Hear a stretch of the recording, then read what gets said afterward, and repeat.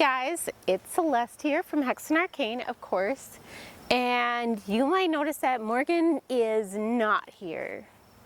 Well, she's been sneaking off to the troll market again. It's a problem. Ah, bloody mosquito. Anyway, mosquitoes are getting me. So it's a problem, and I wanted to try to solve it. But before I track her down, we are showing a movie tonight.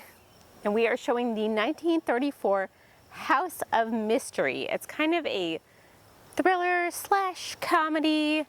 It's old, it's fun, it's pretty short, but it involves an archaeologist. He goes to foreign countries, digs stuff up, and you're thinking this sounds like Indiana Jones, aren't you? No, this guy is like a reverse Indiana Jones. He is not a good guy. He doesn't fight evil. This is a bad dude. And he ends up, well, you will see how he ends up.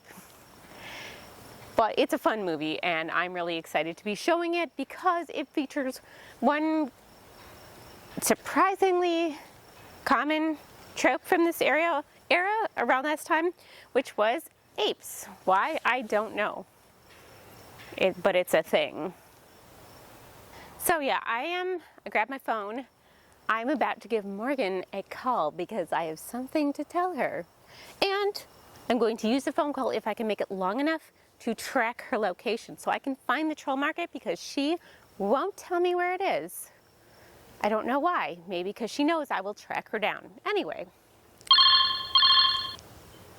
I'll wait. Morgan. Yes. Morgan, I have something to say to you. Morgan? Yes.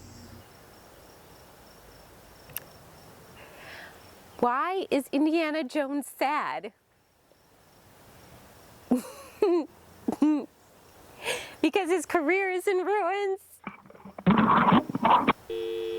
Oh. Yeah, she just hung up on me. I thought it was a good one, but anyway, Indiana Jones kind of goes with the theme of this movie because, like I said, this is about a reverse Indiana Jones. So archaeology is something that fascinates me anyway, so I love movies about archaeologists, and not inspired by Indiana Jones, by the way. I just like anthropology a lot. I think it's fascinating. But speaking of anthropology, I think I have enough of a location, a general area from that. Yes, so I should be able to track her down a little bit and see if I can get a general location of where the troll market is, maybe have some adventures on the way, but let's go find Morgan.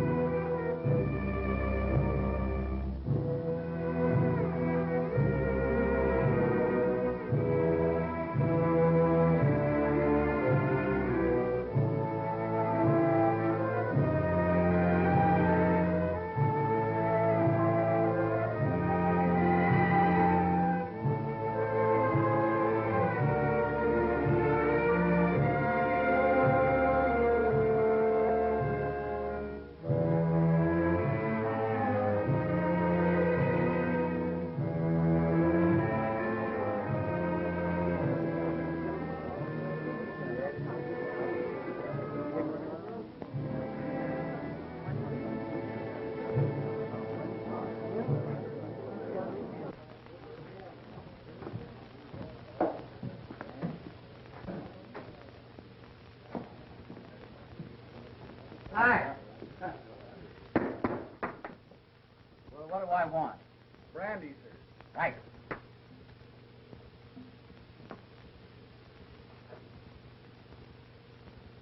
Well, what's the matter? Do I look funny or something? Might it not be well for you to cut down on the drink a little? Am I bothering you? Not particularly. Where are you going? See that notch dancer again? Now, wait a minute. Don't start telling me my business. You're taking a big chance, Prendergast. Those temple notch dancers are high-caste Hindu girls, and attention from anyone outside their own caste is apt to result in his disappearance some dark night. You mind your own business and keep out of my affairs. Come on, old fellow, let's be toddling along. Hey, take your hand off me. Who are you pulling? Just run home and sleep it off. There's a good chap. Just for that, I'm going to have another one. You've had more than you can carry. Getting drunk in this country is a good way to get into trouble. Come on. Yeah? Here, what? Don't you pull me. What?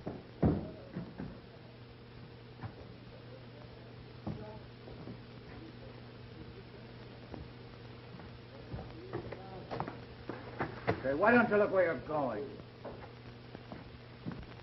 He's supposed to be an archaeologist, but the only thing he's discovered so far is the dancer Shandu over at the Kalak Temple.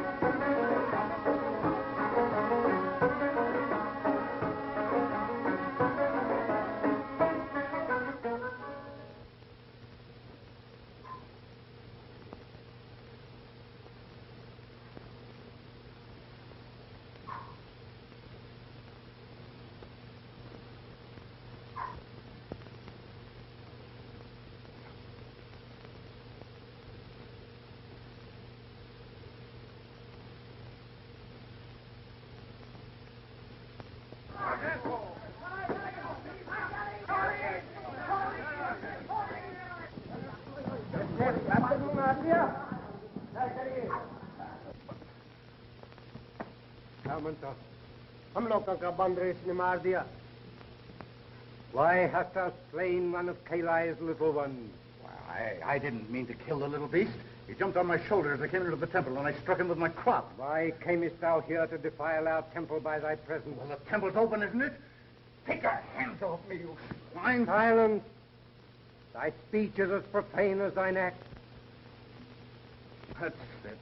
Tell my fortune. And find out what these dogs will suffer when the governor hears about this. Through the sacred eyes of Kalai, I see the Sahib has been sent by learned men to our country to wrest from our monuments and temples the history of our wisdom and the history of her past. Sahib has deceived those who sent him. He seeks not the wise men, but their gold.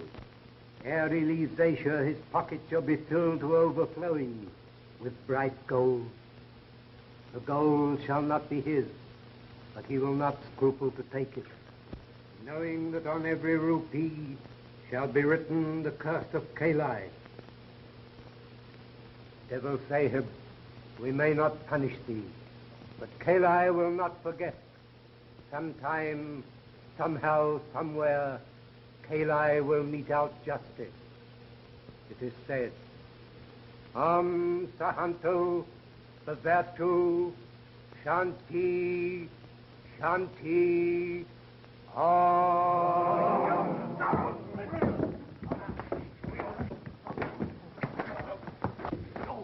I'll show you what I think of you and your curse.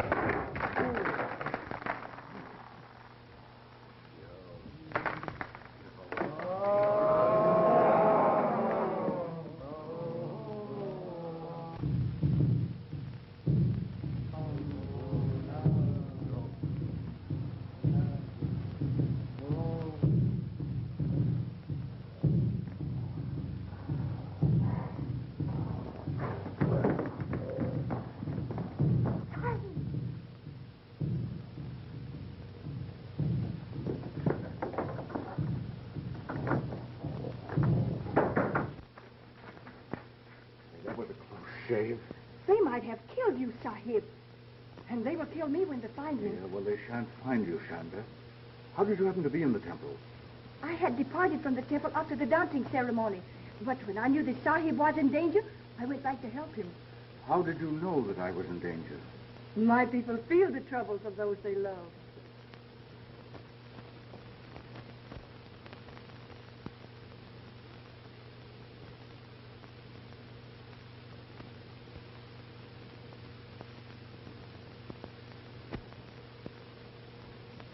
That's very interesting. It was almost 20 years ago, Mr. Ellis. Proceed, Professor Potter. Well, my colleagues here and in England financed this expedition. That is, Mrs. Potter and I, put this Prendergast in charge. We understood that the backers were to share in the glory or the profit that might result. Come to the point. Horatio, don't be so long-winded. Hyacinth, control yourself. You know, I can't see a thing without my glasses. Well, why don't you put them on? Oh, I'm afraid I left them at home. Oh, they're in your pocket. Stupid. Don't be absurd, Hyacinth. And you want me to find this Prendergast, is that it? I have found, that is, Mrs. Potter and I have found this Prendergast. It seems that... I was out shopping one day last week, and my attention was attracted to a Hindu woman who gave her name to the clerk as Mrs. Prynne. Now, I put two and two together and did a little snooping. Mrs. Potter means investigating. I said snooping, and I certainly mean snooping. And what did you snoop? I mean, find out. That this Mrs. Prynne and her husband live on a big estate in the suburbs. This Mr. Prynne is an invalid in a wheelchair, and he's attended by an English nurse. Do you believe this Mr. Prynne really is Prendergast? I know it. Any man would need more than 20 years and a pair of paralyzed legs to fool me. And you both want to share in this Hindu treasure, is that it? Certainly. Well, naturally, it would strengthen our position if I were to act as attorney for all the investors. Have you the names and addresses of these people by any chance? Ah, I have it. You're crazy. I have it. The cranial fissure on Homo neanderthal is an endemic aberration. I knew I'd find it if I kept on. Oh, no, it's out this way. That's the absent-minded creature that I've been living with for 35 years. And now he'll spend the day in the museum among the mummies. And when he comes home tonight, he'll tell me he lost something. And if he does, I'll crown the numbskull with a poker. Here is the list of the investors. It is correct, except that some of them have died. But you get in touch with all of them, except the dead ones. Thank you. Goodbye. Goodbye.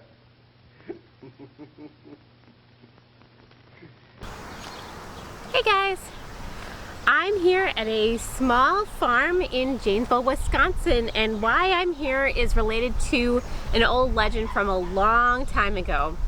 According to this legend, there was a famine and a great Lakota chief sent out 2 of his scouts to go and hunt for food. During this search, they saw a figure in the distance. As they approached the figure, they saw it was a beautiful woman. One of the men, ignoring the warning from the other scout, approached the woman and they were circled in this big cloud of dust. When the dust cleared, all that was left of the man was a pile of bones. The second man, clearly terrified, slowly approached, and the woman explained that she was a wakan, or holy person.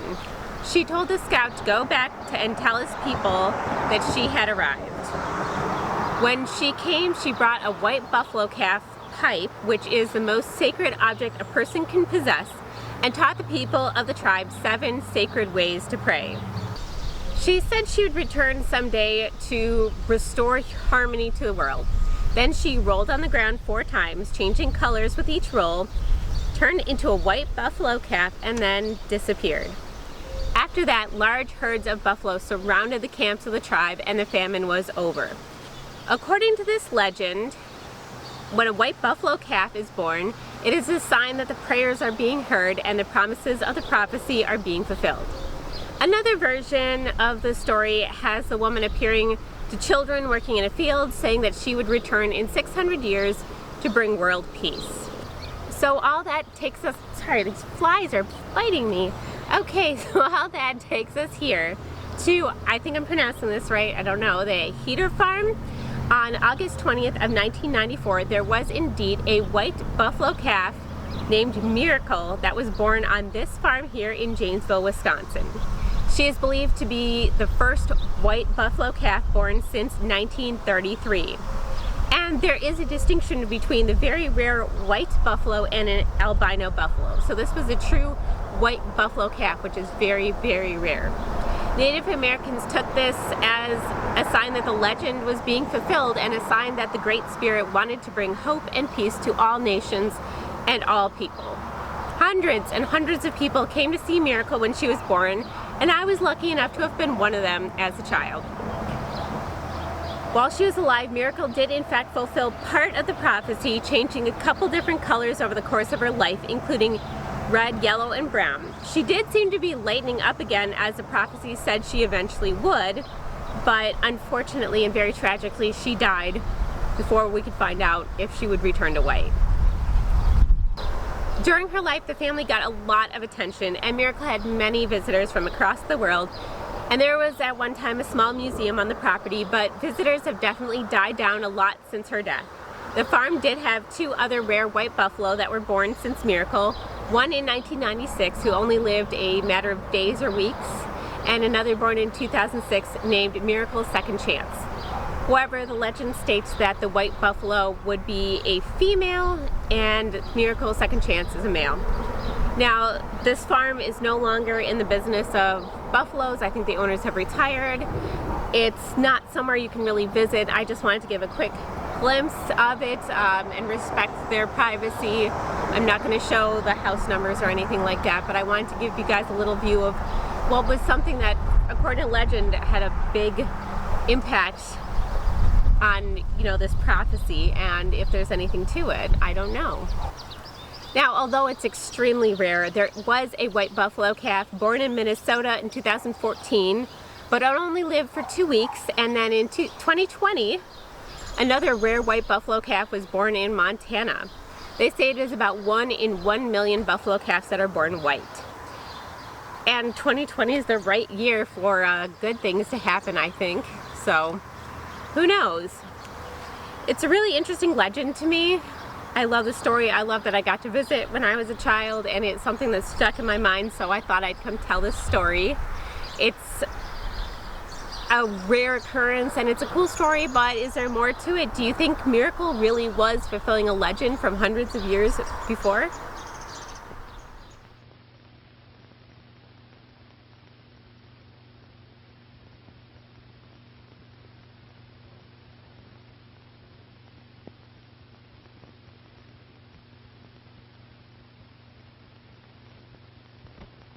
Before we begin, I should like to check over this list and see if the remaining investors or heirs are all present.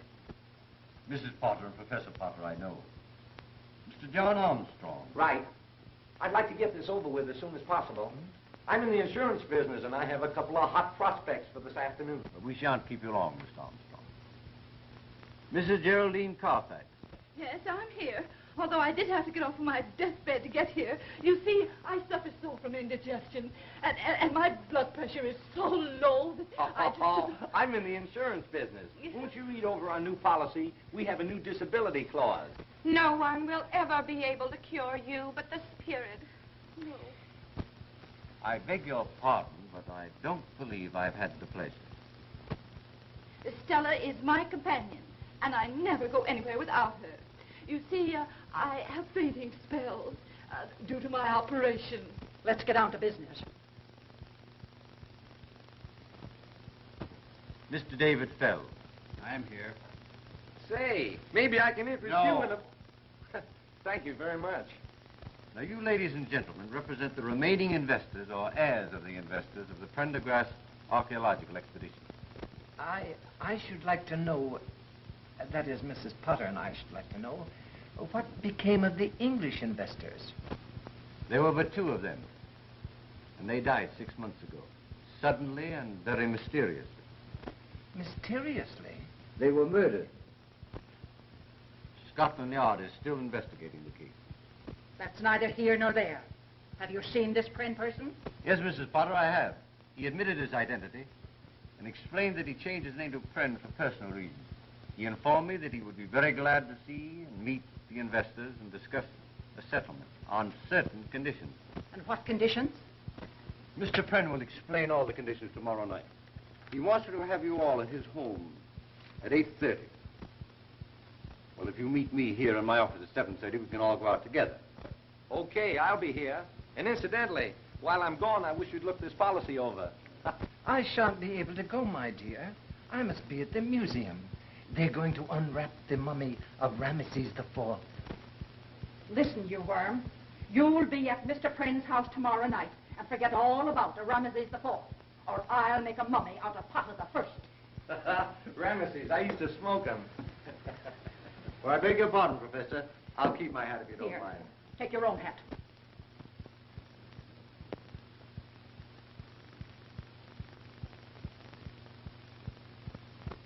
Although I ridicule the whole thing as an ancient superstition, I came to know that the priest was right. Suddenly, in the dead of the night, I hear the soft poundings of the tom-toms. Grotesque shadows appear on the walls. Great hairy hands press on my throat. Strangling.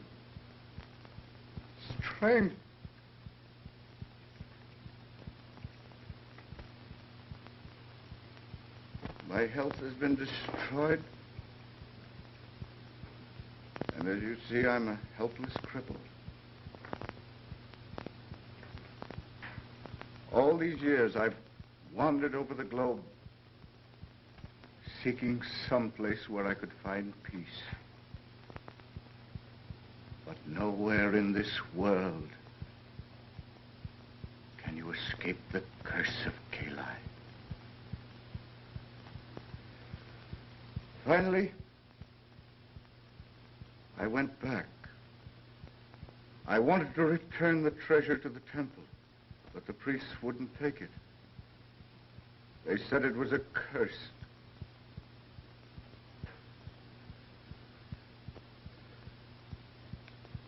I've often thought of the original investors in the expedition, and I wanted to give them what was rightfully theirs. I was afraid that the curse would be carried on to anyone who had any part of the treasure. Finally, I went to England and gave 2 of them their share. Within a month, both of these people had been found murdered. Then I knew I was right, that the curse of Kali would extend on to anyone who possessed any part of the treasure.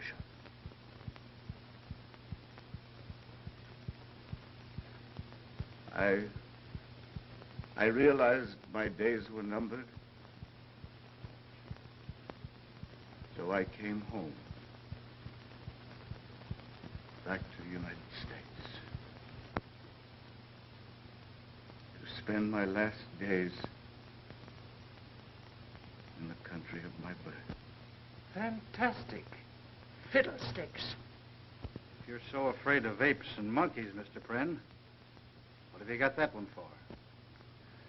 I had an obsession several years ago that I might conciliate Kali by being good to the animals that were sacred to him. I made large endowments to zoological gardens for the care of monkeys. And that one I raised and kept with me until he died. There was no use. Kali would not be appeased. This is all very interesting, Mr. Prynne, but I should like to know when we are going to get our money. when you've learned to appreciate the curse that goes with it. Just what do you mean by that? I'll give you all your shares on one condition. That you come here and live in this house with me for a week and learn what happens to the possessor of it. Why, this is absurd. It's just a scheme to cheat us out of our money. Pay me my share immediately or go to court about it. Mr. Fells, it will take you much longer than a week to get the money by litigation. My terms are really quite easy. Shanda is an excellent cook, and I've engaged a new maid. I suppose you're going to tell us that's one of your 8 ghosts. No, the phenomena I've been describing is not as easily explained as what you've just heard. That's a plumber putting in a new heating system. I consider Mr. Prentice's conditions very reasonable. And as your attorney, I suggest that you comply with them. Well, I sincerely hope that you'll take Mr. Ellis's advice. And if you do, I'll expect you any time tomorrow. Wait a minute, Mr. Pren. We have a right to know where that money is. It's here, in this house.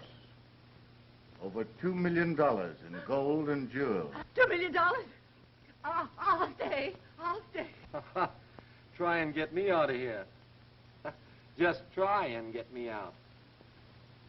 Are you satisfied? Well, I still have time to see Ramesses unwrapped. Oh, forget about Ramesses and try remembering where you put your hat.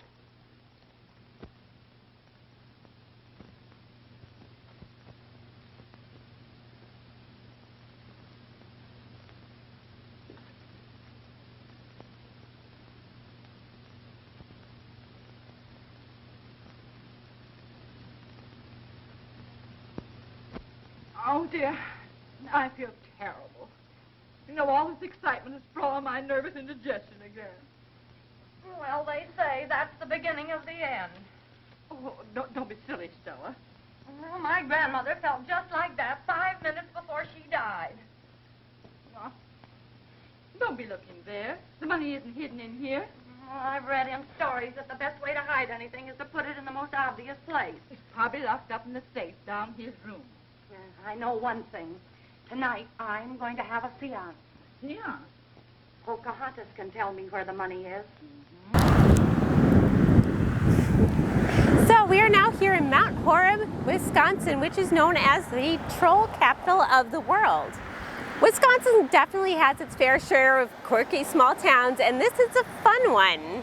This small town of 7,494 approximately residents had their first Norwegian immigrant move here in 1871, and by the end of the century, the community was around 75% Norwegian. The very first troll arrived here in 1976 when owners of a Scandinavian gift shop right behind me in the town imported them from Norway and placed them on the lawn of the store. This charming addition to the store's lawn really caught on with residents who adopted the troll theme, and from there the Trollway was born. It is the main strip in town and is decorated with life-size trolls that line Main Street and are also placed throughout the village itself. You can even get a map that shows the location of all the trolls. You could follow the troll map to find all, I think, 31 or so trolls that are around here. Trolls are supposed to be good-natured creatures who protect gemstones. There are several troll-themed events or festivals that occur here throughout the year.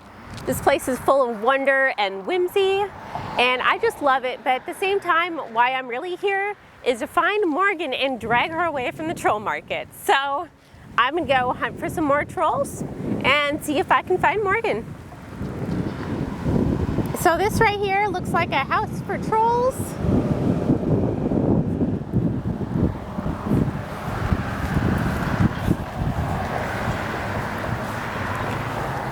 Okay, it says it is a loft storehouse raised from the ground on feet.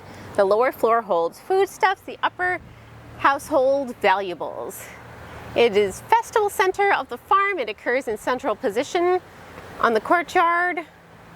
It is highly decorated. It's one feature that, this one features telemark rose carvings.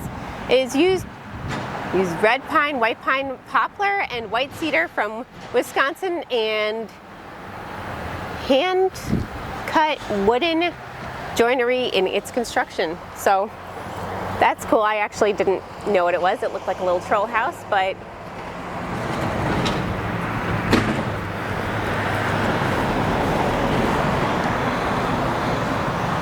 very cool. This itself is the original building that is the gift shop. There's a lot of really cool stuff inside. Lots of trolls you can adopt. I adopted a troll. I will introduce him in a little bit. And this is the original troll that was brought back that started this whole troll capital theme. Now I'm going to explore a little more of the trollway.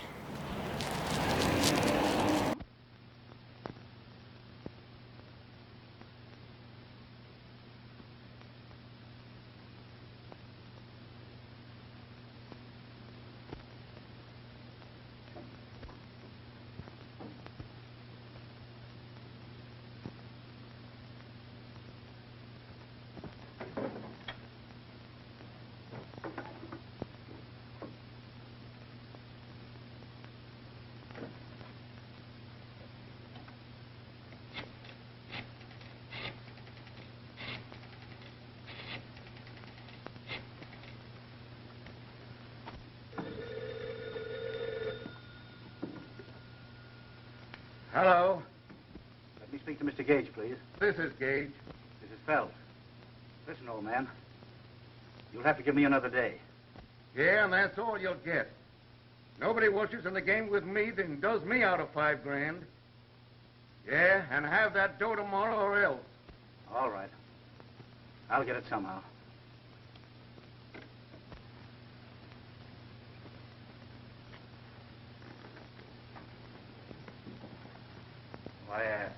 I got into Mr. Pren's room by mistake. How did you know it was Mr. Pren's room?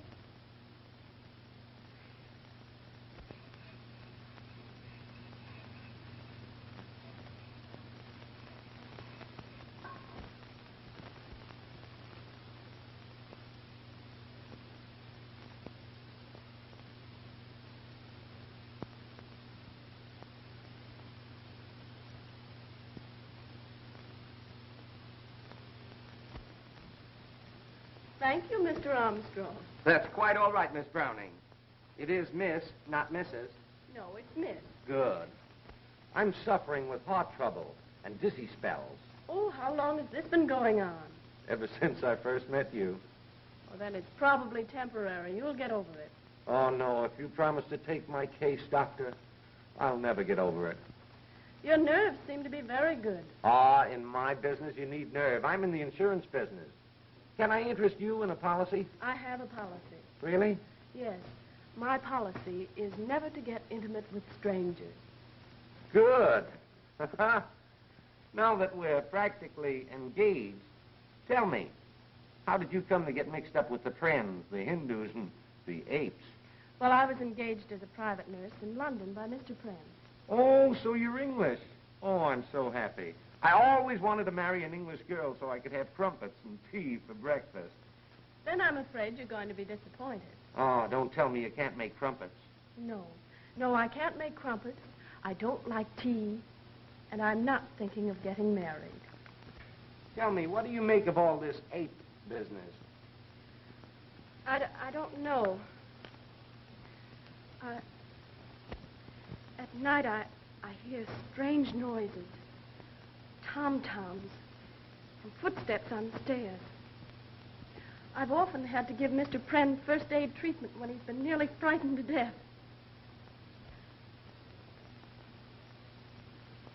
Oh, you're scared, aren't you? Yes, but jobs are scarce, and Mr. Pren pays me twice as much as I could get anywhere else. Did it ever occur to you that this whole thing might be a fake, a hoax on Pren's part? Oh, that couldn't be, Jack. Why, the thing is gradually killing Mr. Pren.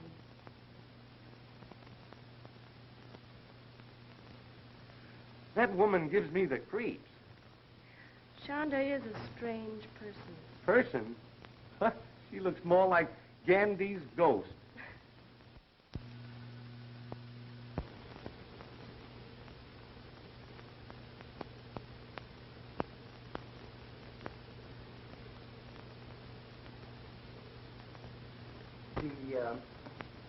The frontal osteology is egregiously recessive. Yes.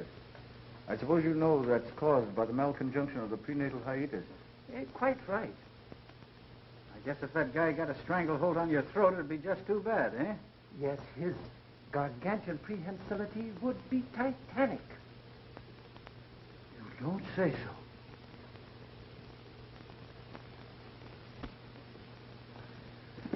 I'm sorry. Oh, Mr. Ellis, Yes?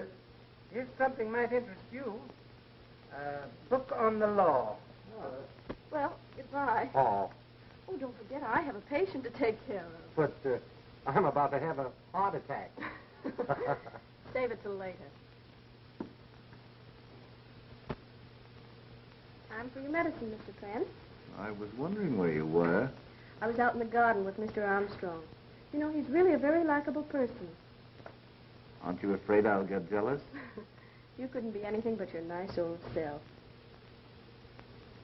Now, come on. Come on. Please.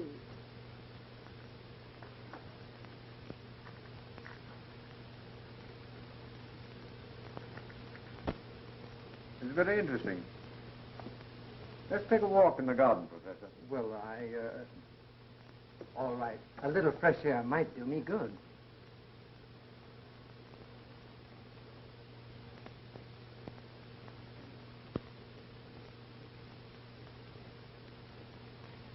Professor, I want to show you this. Oh, there you are, you idiot. Horatio, what did you do with your clothes? Why, I packed them in a suitcase. Oh, you did. You're quite sure of that.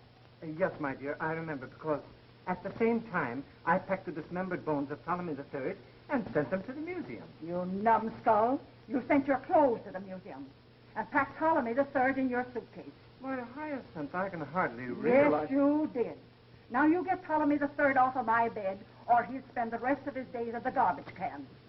I beg your pardon, Mrs. Potter. Something important I want to show you and the professor. It came to my office this morning. Do not permit your client to remain in the Pren house. They will be killed, one by one. Scotland Yard.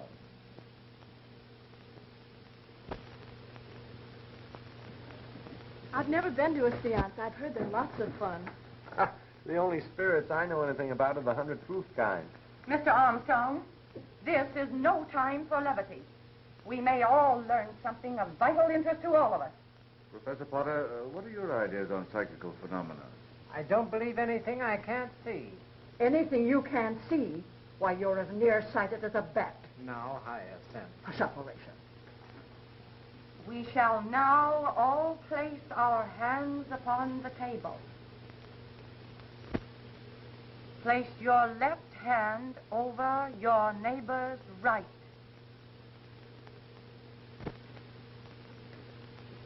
We shall now concentrate. What's the matter with you? You look foolish. We must have all the lights out.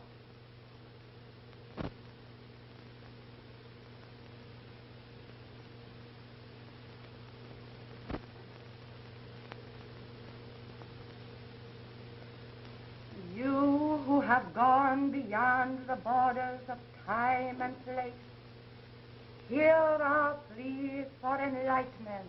Did she have to sing it?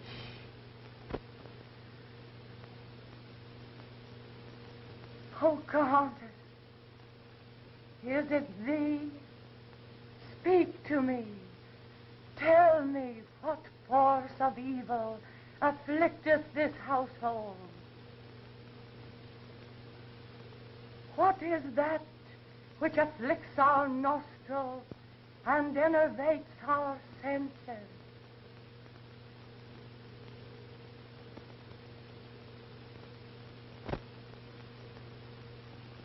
It is I, Pocahontas, will answer thee. This night one of you will pass beyond the veil. See where the vapor of death surround all of you. Oh, look! It's a reflection of that. Oh, don't be absurd. Oh, it's moving. Turn up the light. Where's the switch? Over by the door. What is it? What's the matter? Mrs. Dawson! Oh. She's dead. Maybe we could revive her. I don't think so. Her neck is broken. This is the kind of thing that's haunted me for years. And it will end only when I'm in my grave. Oh, what do you think we should do, Horatia? Get Ptolemy the Third and get out of here. Pocahontas was right. Wait a minute.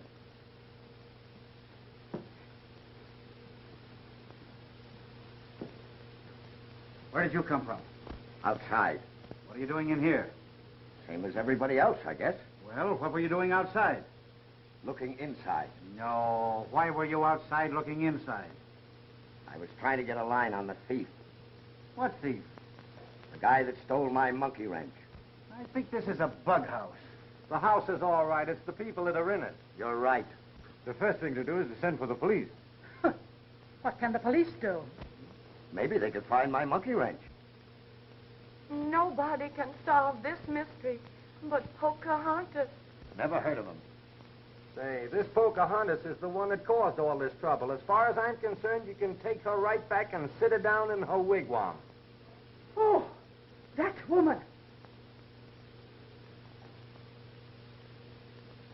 There you are, folks. Now you can see what confronts us.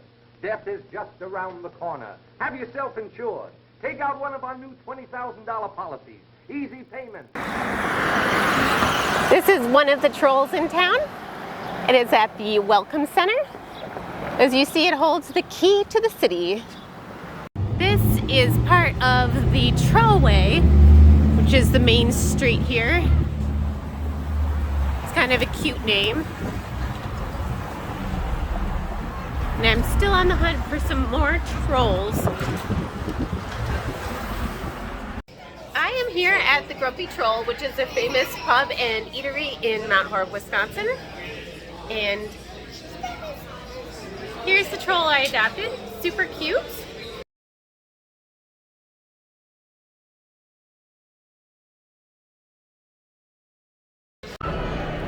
Hey, I'm here at Hexen 2022. I'm really excited to go check it out.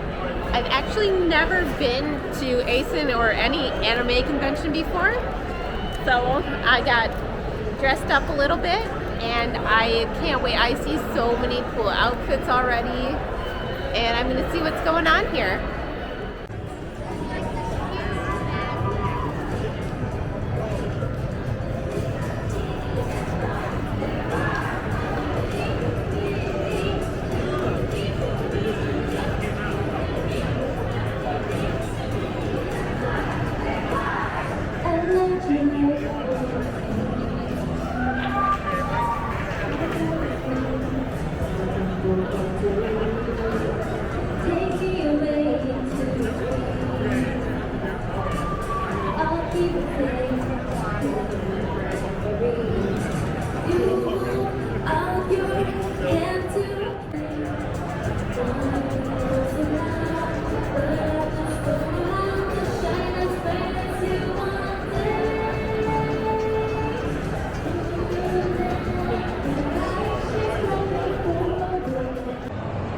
So here we are at Hexen. It's very, very crowded. It's Saturday, so it's full of people.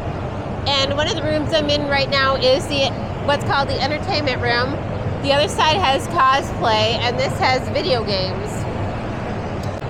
You can see they have like so many different consoles, a bunch of different games. There's Xbox, PlayStation, and all the old games. They have like tournaments over there, PC games, and then a bunch of arcade games. So you can just sit and try out games, which is pretty cool. So I'm gonna go play some Dead Rising.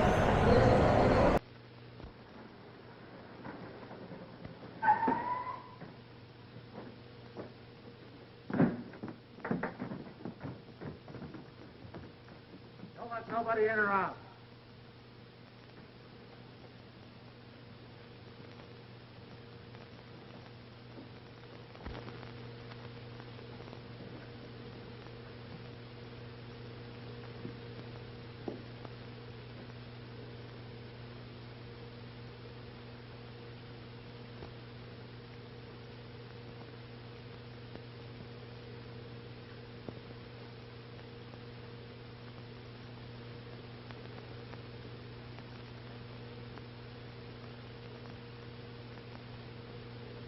That is prohibition.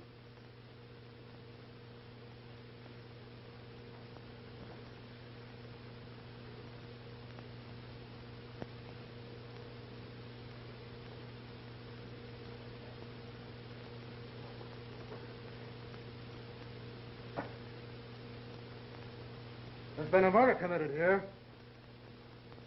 Who did it? That's your business. Listen, lady, Inspector Pickens of the Homicide Squad don't take no lip from nobody. Oh, Horatio, I'm being insulted. Sir, I'll have you know, this is my wife. All right, your apologies accepted. Who owns this joint? My home. These people are my guests. My housekeeper. My name is Pren. All right, Pren, how did it happen? We were having a seance when Miss Carfax was strangled by the ape. The ape?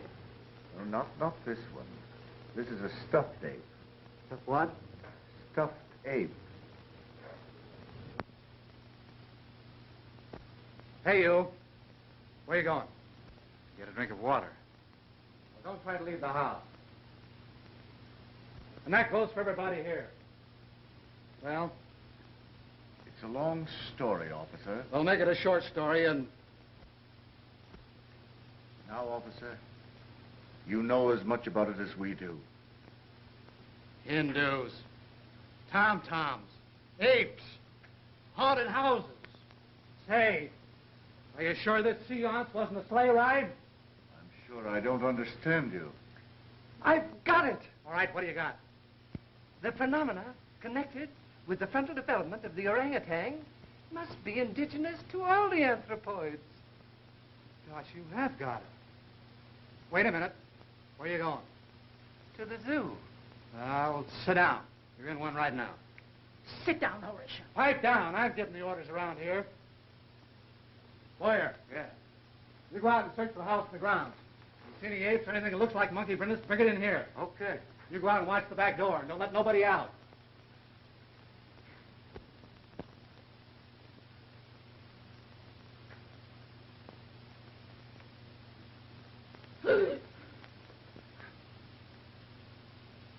Don't do that. Has the coroner gone yet? Yeah, he took the body with him. No apes? No ape. No ape. No apes. Have you talked to the servants? That Hindu woman does all the cooking and housekeeping. She don't know nothing. You know what? No. What? Something funny going on around here. I don't think that guy in the wheelchair is crippled. Struck me he might be phony. It struck me, too. Me, too. You go down and find out whether he's really paralyzed or not. Be clever about it. Use your beam. Be subtle. Subtle. Subtle. Thank you, my dear. There, how's that? Is that comfortable? My dear, I don't know what I'd do without you. I really think you owe it to yourself to take out a policy. The way things are now, we don't know when one of us are going to be murdered. But who would I make the beneficiary? Now that Mrs. Carfax is gone, I have no one left but Pocahontas. Well, leave it to Pocahontas. One thing, she won't squander it. I do hope all this excitement doesn't affect you, Mr. Pren.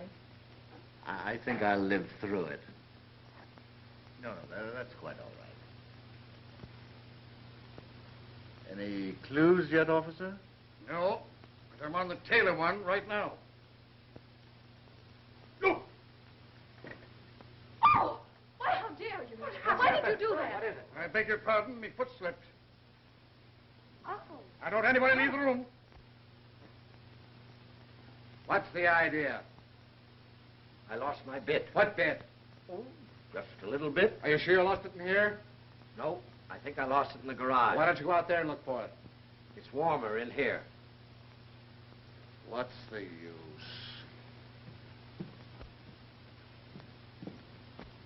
What did you find out? I found out he's paralyzed, all right. Didn't let anybody know what you were after, did you?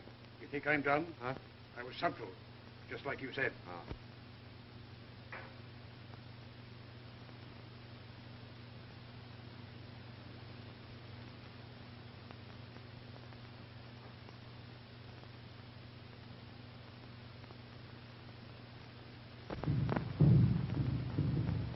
There it is again. What is it? The tom-tom.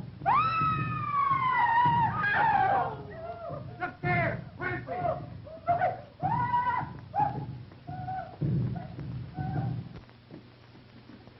It's in there! Clancy! Hey, let me at that thing!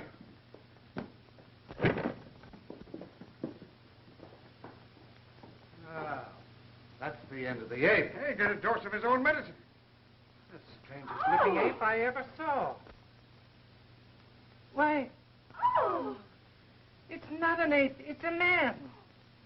Oh, my goodness. Fells. So Fells was the murderer. Oh, no, it can't be. It has to be. You people saw an ape, and here it is. Yes, but Fells was at the table when we saw the ape's hands, when Mrs. Carfax was killed. Ah, you were seeing things. What's that smell? Incense.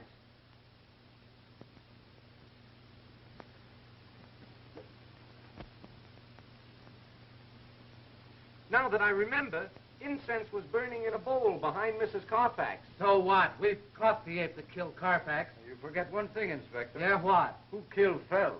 Yeah, I never thought of that. Fell's neck was broken just like Mrs. Carfax's. So what? A creature of superhuman strength did the killing. Yeah? Well, if it was an ape, how did he...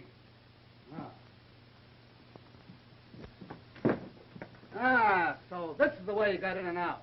Listen, you mugs, you go and find that ape or you'll be pounding the beat. Oh, Chief, we looked all over the joint. There ain't a sign of it anywhere. How about the garage? Search the ground, search everything, and find that tom-tom gadget.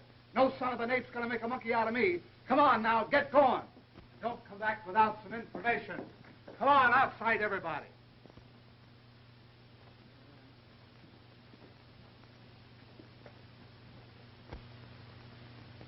Poor Fells. I can't understand it. What I can't comprehend is the reason for the monkey suit. I think the explanation for that is relatively easy. Fells was heavily in debt. He knew the money was in the house and made up his mind to get it. No doubt he got that gorilla suit when he went to town this afternoon. He thought that if any one of us saw him prowling around the house, he'd have time to get back to his room during the excitement. Poor devil. If he'd only believed in the curse on the treasure. We'll all be killed, one by one, just like rats in a trap. And for what? Just a few paltry dollars. I, for one, am leaving this house immediately. Horatio, get my coat. Nobody's leaving this joint until I solve this murder. Horatio, are you going to allow this vulgarian to browbeat me? Sit down. Now, see here, my man. Sit down! Oh, if I were only married to a man instead of a dictionary. Now listen. Nobody's putting nothing over on me about this ape business. There's a murderer in this house, and I'm going to find him.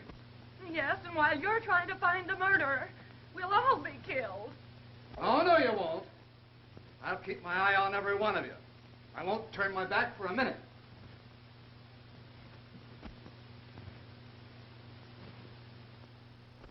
Hey guys, so troll market thing gave me a brilliant idea.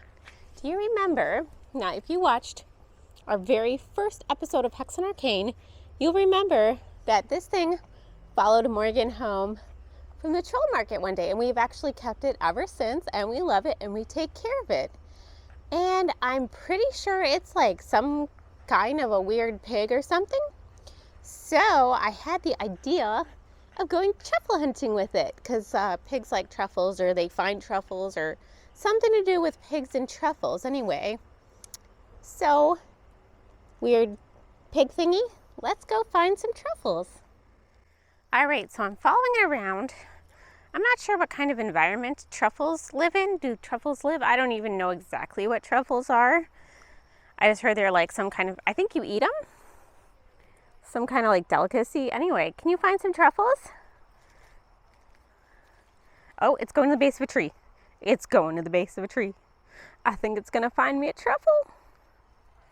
No, okay. Okay.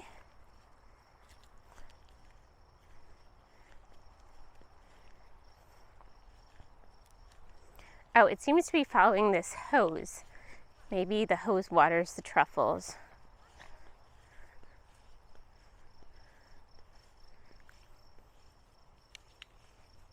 I'm so excited. We're gonna find some truffles, and I'm gonna make truffle something for Morgan. Truffle soup. Do you make truffle soup? Or a souffle? Souffle? Truffle souffle? I'll figure it out. Anyway, I think I'm gonna make some truffle soup, if that's even a thing. All right, little troll market thing, let's go see what you can find.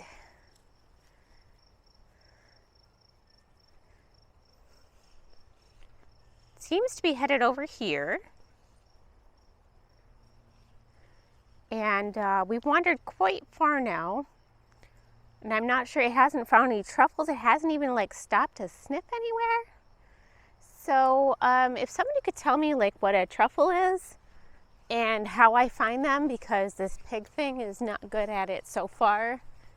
Pretty sure it should have located one by now. It's going to the base of another tree. Are truffles in trees? I don't think they would be in trees, because then pigs couldn't reach them.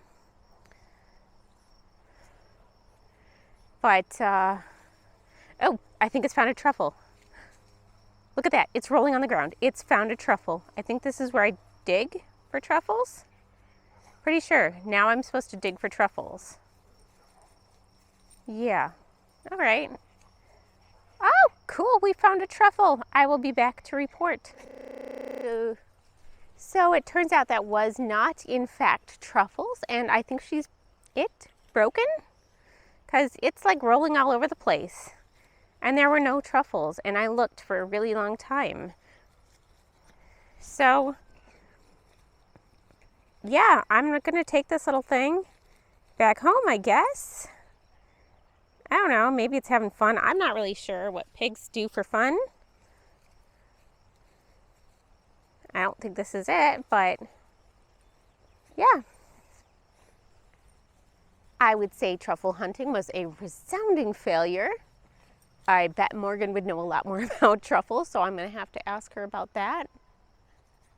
But yeah, so that thing came from the troll market. It was probably really cheap, if it was even for sale. Maybe it just wandered off. Maybe it is in fact a troll. I'm not really sure. All I know is it's not good at finding truffles. So while I'm wandering around looking for truffles here, I did want to say something about this necklace. Oh, sorry if you can see my hands. I was tie-dyeing with no gloves. It's actually a really special necklace to me because if you know of the late great Dedgar Winter, I started out on his show, Dedgar's Dark Coffin Classics. He was one of my very best friends for many years. And I got the necklace from his funeral. And the weird thing about it, and I love wearing it, but I don't wear it too often because it is like a total prankster necklace. Like, for real, I'm not even kidding. It will randomly just like, this little part will just randomly like hop off. But not at home or anything, only like when I'm out and about, it like jumps off randomly like to get lost or go on an adventure. And I feel like that's his like prankster spirit coming through a little bit. So it always makes me smile and I always retrieve it. But it always makes me think of him and makes me smile. So I just wanted to share that little bit of fun fact about this necklace and why it's so special to me.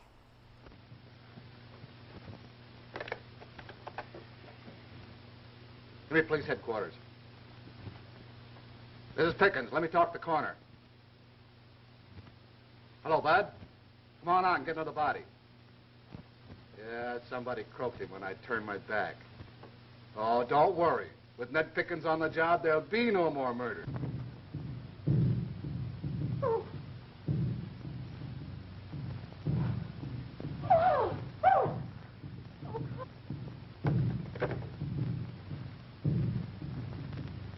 Wait a minute.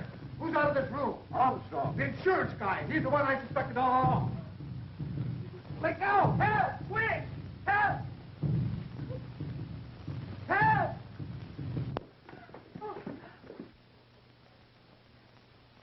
It's in here. Huh? Here.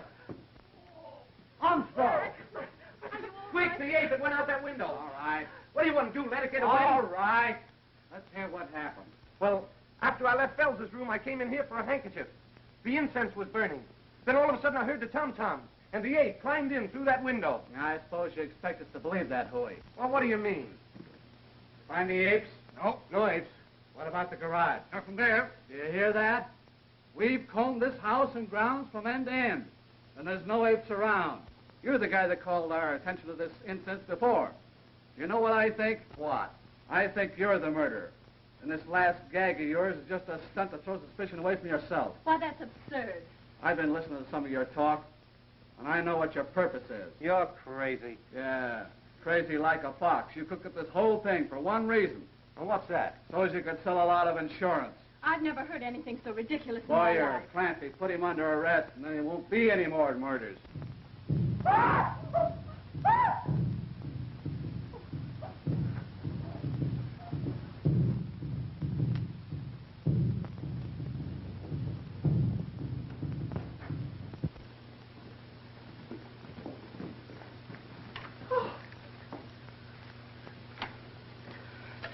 Water. She's dead. That Poco spirit sure let her down. How's he? He'll be all right.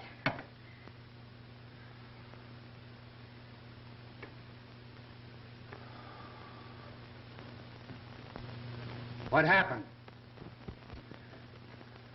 It was terrible. Miss Walker felt faint. She started towards the French window to get some air. Suddenly, the tom-toms began. The ape came through the window. She screamed. He grabbed her. That's all I remember. I must have fainted. Well, Mr. Big Shot, I guess that lets me out.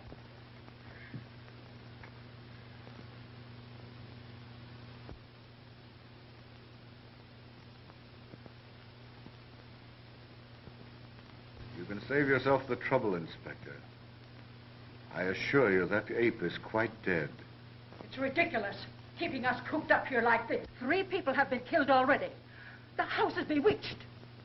Mr. Ellis, you are our attorney. I insist, Mrs. Potter insists, that you take means to get us out of here. My clients are perfectly justified in wishing to leave here, Inspector. You have no right to make them stay here to become victims of whatever's going on in this house. You're no closer to the solution of this mystery than you were after the first murder. Boy, you ought to get a medal for the way you gummed this case up. This isn't a case, it's an epidemic. Telephone. Telephone. Phone.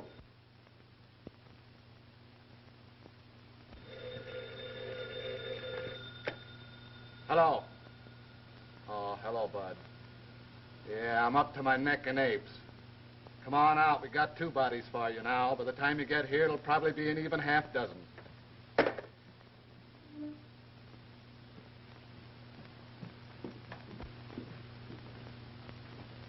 We'll wait for the coroner, and then we'll call it a night. Cigarette. Cigarette.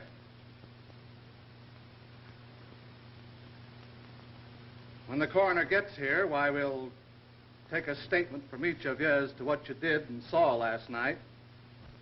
And then we'll all meet at the district attorney's office tomorrow. Boyer, Clancy, cover that door. Cover everything. Look there. If it looks suspicious, let him have it.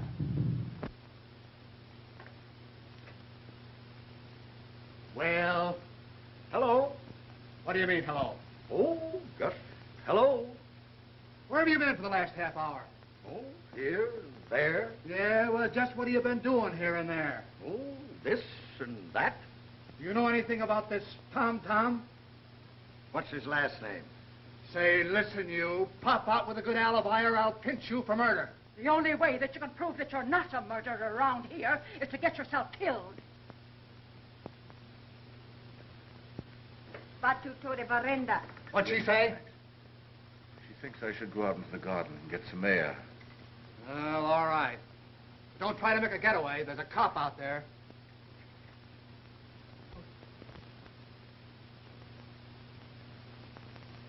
Who's that? Where? At the door. Oh, fire! Clancy! They got me! Turn off the lights! Be calm, everybody. Be calm.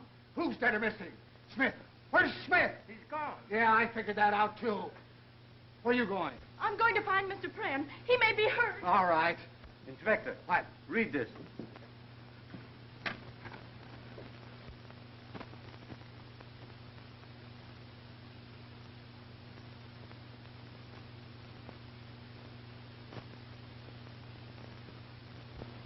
What do you make of it? This is the second note I've had like this. The man who writes them evidently knows what he's writing about, and I suggest that we follow his instructions. Well, I should say so.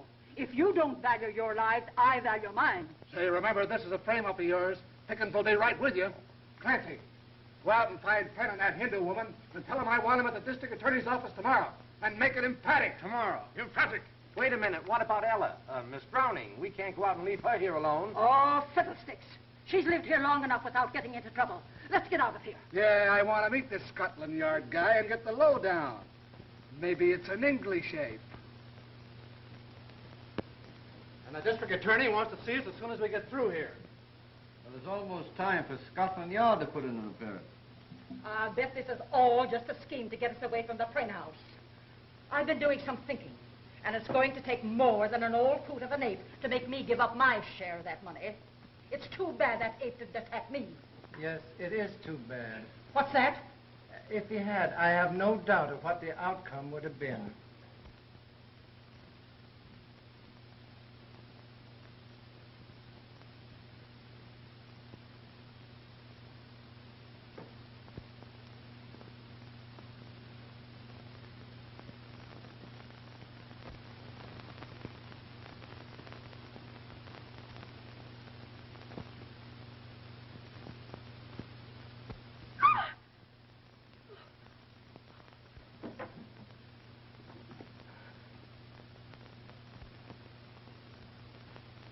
Why, Ella, dear, where are you going? I'm leaving, Mr. Prynne. Leaving? What for? I'm afraid of what's going on in this house. There might be more murders. I don't think so, my dear. Now those other people are gone. Why, you think they had something to do with the murders? One of them did. I'm quite sure of that, my dear. But what about the ape? I've come to believe that the ape was an obsession of mine, brought on by brooding for years over that foolish curse. Please don't leave me. I don't know what to say, Mr. Prynne. You know, there's something I've wanted to talk to you about for days. But I hesitated because... Ella, darling, I wanted to ask you to be my wife. Chandler. Why, no, dear, she's just my housekeeper. You know, she's been brooding a great deal lately, and I think she's terribly homesick. And I think I'll let her go back. There's no hurry. Take your time and think it over. Well, In the meantime, please don't leave me.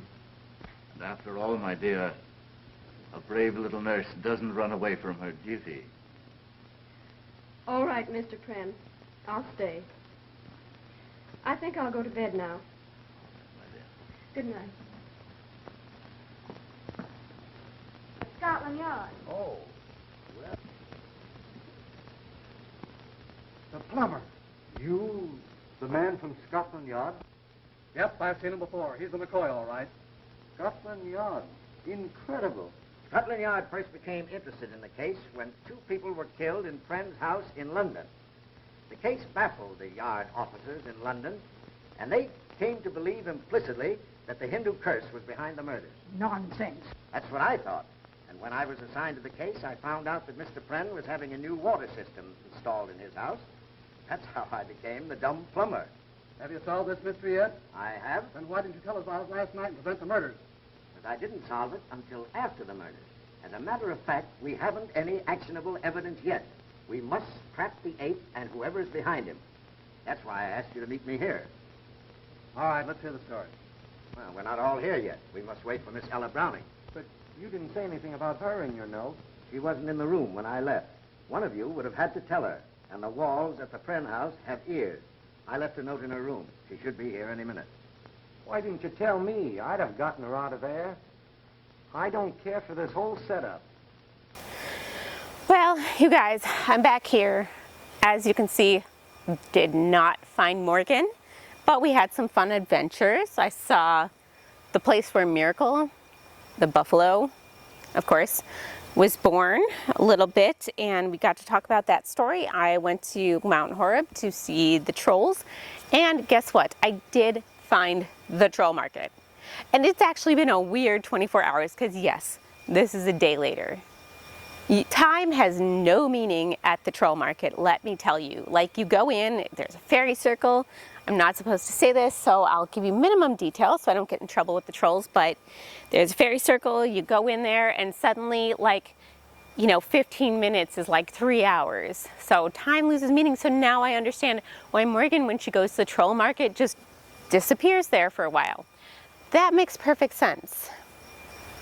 Now, there's other things about the troll market. I can't tell you all this stuff. It's really fun. I will be going back. I think I have a new...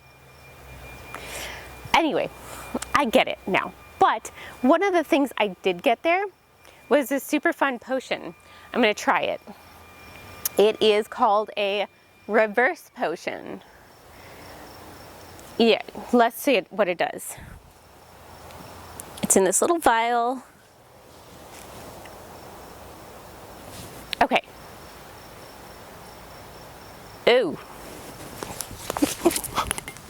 Okay, I'm all right. Ooh, okay. Oh, now I get it. It's a reverse potion. So, in order to... Luckily, it doesn't last long, and I can talk normal, but moving's a little weird. So what it does is, if you try to think about standing up, you sit down. If you try to sit up, down, you stand up. Now, I want to move my left leg, and there goes my right one. And I was trying to move it backwards, and it went forward. Ooh. Okay, I'm trying to walk. This is not going well. Okay, I got to think about. Sit down, sit down, sit down. Okay, I'm trying to sit down.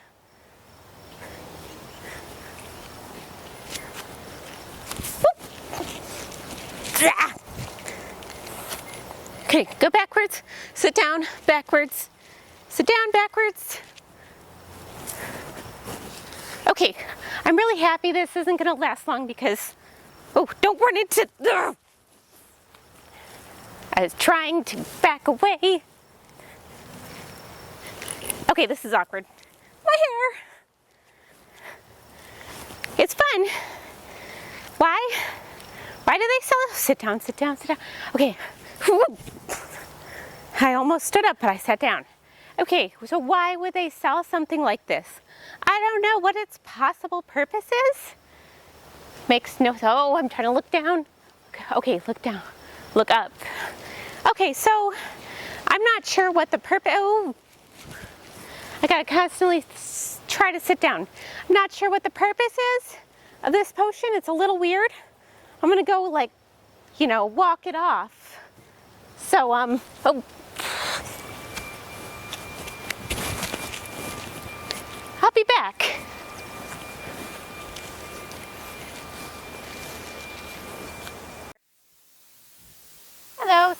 here, and I'm here in Kenosha, Wisconsin. Now, as a longtime resident of Kenosha and Kenosha counties of Wisconsin, I ran across the term Murder Alley recently, and I was intrigued because for as long as I've lived in this area, I have never heard of Murder Alley. So I looked into it, and it refers to this unpaved area of land running south from 64th Street in Kenosha on between 20th and 21st Avenues. And I really wanted to learn more about it. Why is it called Murder Alley? Why have I not heard of this before? So it's nicknamed Murder Alley because there were 7 homicides that happened here between 1967 and 1981. 3 of the cases have since been solved and were determined to have been unrelated to each other. In 1981, Coroner Thomas Dorff likened the area to a Bermuda Triangle of murder in an interview with the press. Kenosha Police Department Lieutenant Rudy Blatz also said that the alley had a jinx or something. Everyone agreed that there was definitely something going on for this spot to have such an unusual concentration of murders. The first murder took place on February 9th, 1967, when 17-year-old Mary Kaldenberg left her house on 64th Street to go buy a soda from the corner drugstore, and her body was found 4 days later in the back of a 1948 hearse a mile from her house. She was fully clothed except for her shoes, which were removed and placed near her, and she had been stabbed 12 times in the neck, chest, forehead, and back. This case remains unsolved to this day. On January 30th, 1978, Gerald Burnett, a 52-year-old Kenosha resident, was found in a snowbank near his home at the mouth of the alley. He had been beaten to death with a tire iron, and police consider it a robbery. There was a conviction in this case. On May 27, 1979, 80-year-old Herman Bosman's home was burned, and he was found beaten to death inside it. The case is still unsolved. And police are thinking that whoever perpetrated this tried to burn down the house to get rid of the evidence of murder, but clearly it didn't work. On June 23rd of the same year, 18-year-old Alice Ellsner was found buried in a rose garden. There was also an arrest and conviction in this case. Finally, ending the deadly streak, on January 26, 1981, police were called to the site of a triple homicide where Alice Eaton, John Amon, and Raphael Petrucci, I'm butchering it, I'm sure, were found dead in Alice Eaton's home, which bordered the alley. Eventually, Alice's grandson, Robert McRoberts, was charged with the murder and convicted. The ones that have been solved appear to be completely unrelated to each other, so what is it about this alley that had so many murders over a relatively short span of time?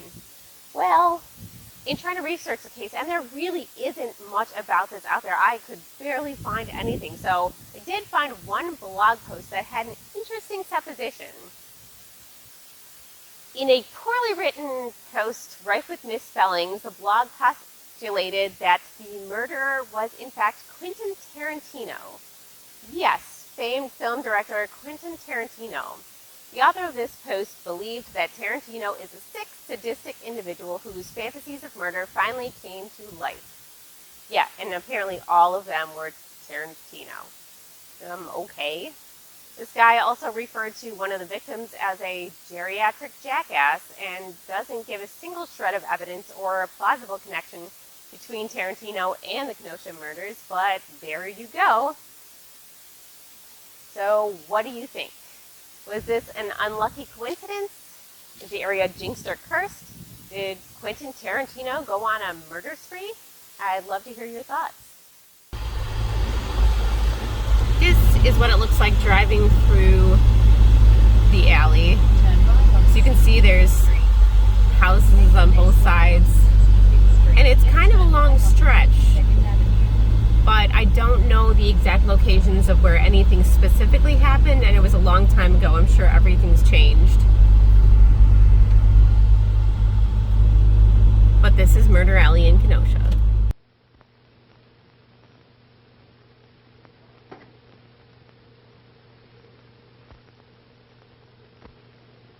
Shanda, you know, I don't think you've been looking at all well lately. You think so, Sahib? Yes, I was thinking that an ocean voyage might do you good. How do you think you'd like a trip back home? Will the Sahib go with me? Well, no. No, you see, Shanda, I have a lot of important things to attend to here. Do you wish me to go alone? Yes.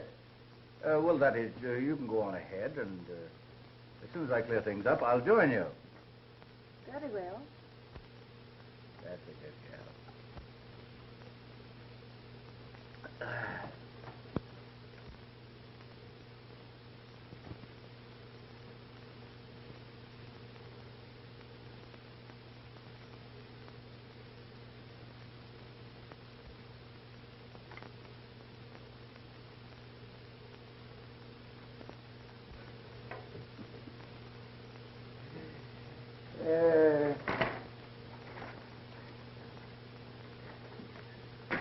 Not bad for a cripple, eh? My people have taught the Sahib many tricks. You know, I have to laugh when I think how we fooled all those saps with the curse of Kalai. Kalai, old kid, you're all right. Come on, Shanda. Drink a toast to Kalai. Kalai, my pal. Here you are, to Kalai, who knows nothing. And here's to Kalai, who knows everything. Well, here's to both of them. All 6 of them. Long may they wave.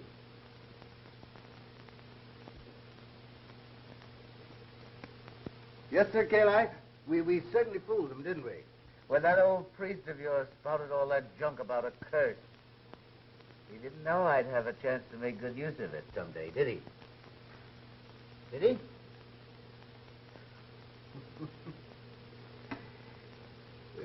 There. You...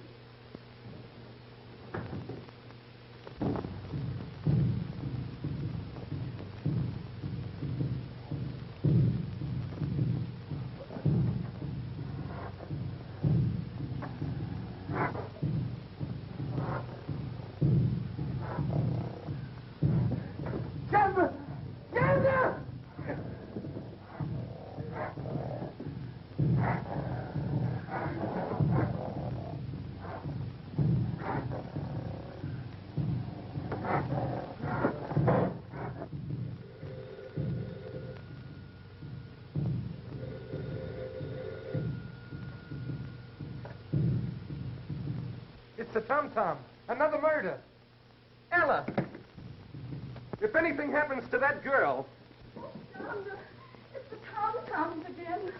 I know, but it's gone now. Where's Mr. Prem? He is asleep. Poor man, he's tired. The tom-toms didn't even awaken him. Are you sure he's asleep? He's asleep.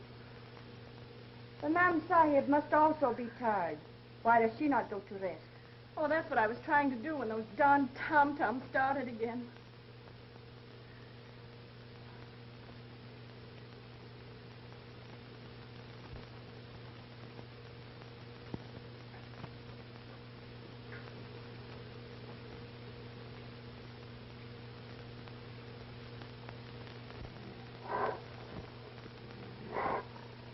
It is done, O Kalai. Revenge is thine.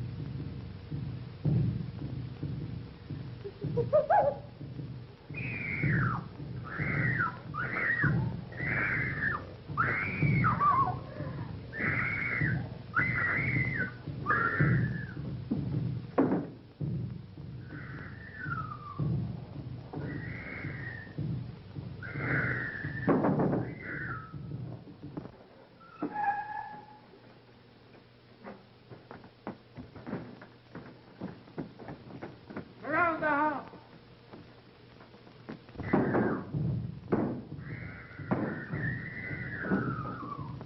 That's her room.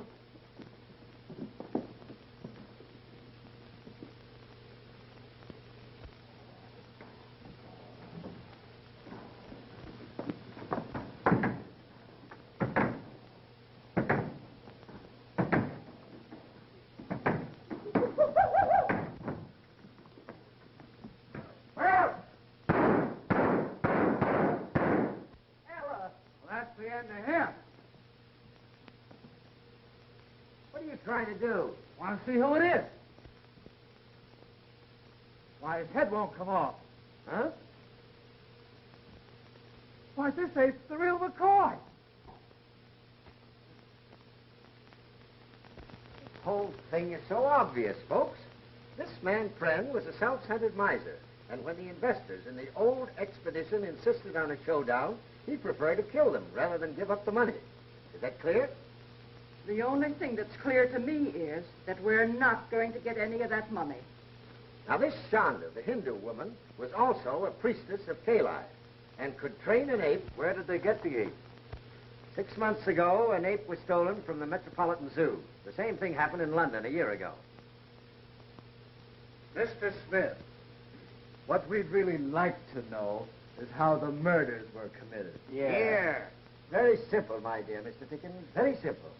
The ape was trained to go immediately to the incense when it heard the tom-tom and break the neck of the first person it met.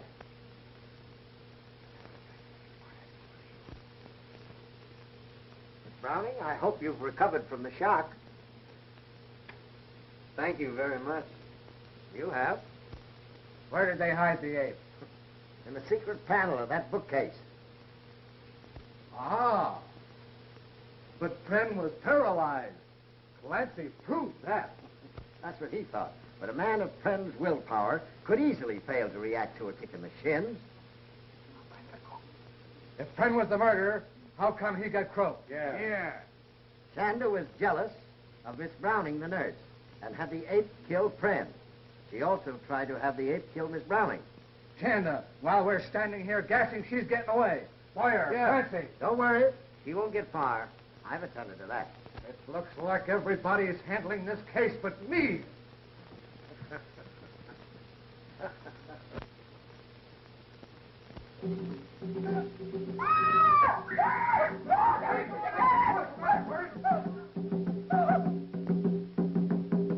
Look, I found this.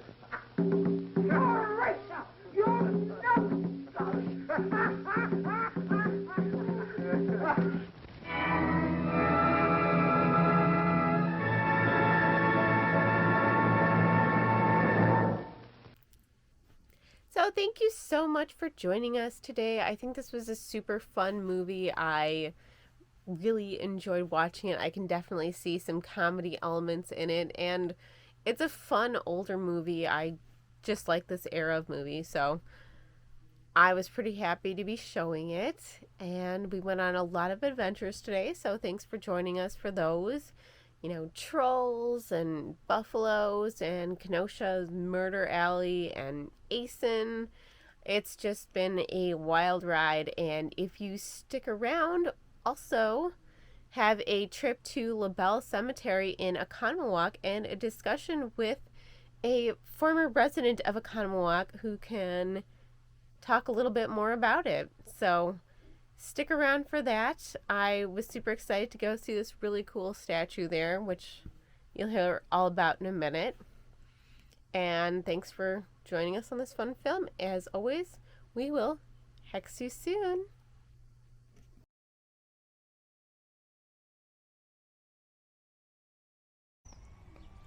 Hey, Celeste here from Hexen Arcane.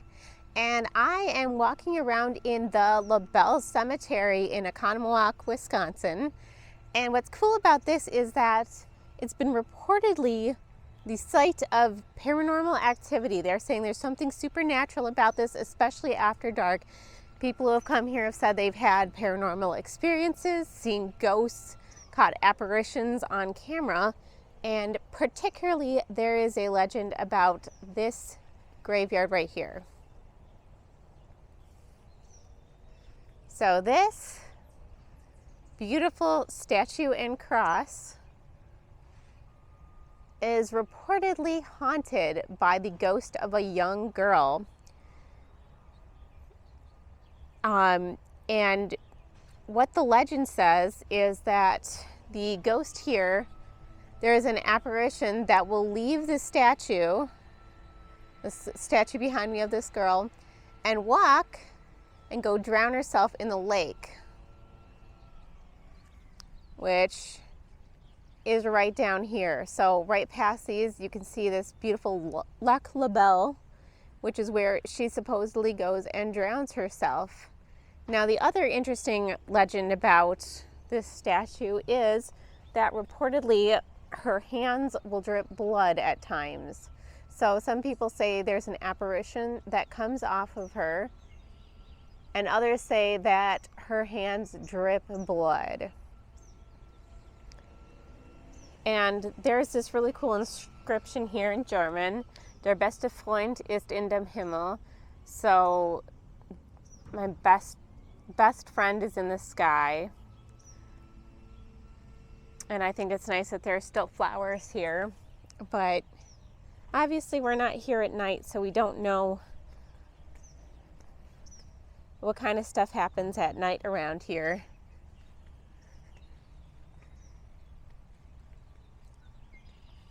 But I would be really interested to find out if the legends are true, if this statue is actually haunted, and who it's haunted by. So people are saying they've caught voices here. Other people have said that there was a girl that drowned that is buried here. A lot of this is just legend online, people ghost hunting online and saying this stuff. So I'm not really sure how much is true, but it's interesting, and I love this statue. It's just beautiful. So a little bit more info on this statue. It is apparently of Mary Nethusius, and she supposedly drowned herself in the lake and is then buried here. And not only were people saying sometimes her hands drip blood, other legends say that the hands of the statue turn black and blood runs from the eyes. I would love to talk to someone who actually encountered this, as I have no idea if it's true or not. But as you can see, she overlooks the cemetery now. And this is the oldest cemetery, the first recorded cemetery in Oconomowoc. It was started in 1851, and there are graves from the 1800s here, some unmarked graves. I believe 90 people who fought in the Civil War are here. There's a section for infants and children under 6. It's a beautiful property and land. It's a little bit rainy today, but it's still an active cemetery. There's this hill, there's some mausoleums.